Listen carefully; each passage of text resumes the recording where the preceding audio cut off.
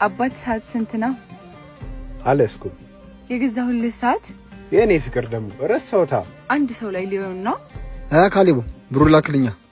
ይሄው እንዳሰብኩት መነጽሩንም ሰጥተዋል።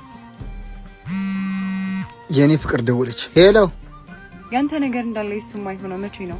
አንቺ ልውሰድ እስካላለ ድረስ ነው። ሚስቱ ጋር መሄድ ፈለገ ለበሰው። ምን ችግር አለ? እሱ ለፍቅረኛው እያማረለት አንተ ለኔ ማማር አትፈልግም? ሁሌ አንድ አይነት ወሬ ማውራት አይሰለችም? ካሌቦ ላክልኝ። ቆይ ለምንድን ነው የፈለከው? ለምንም የሚፈልገው እንዳሰጠው።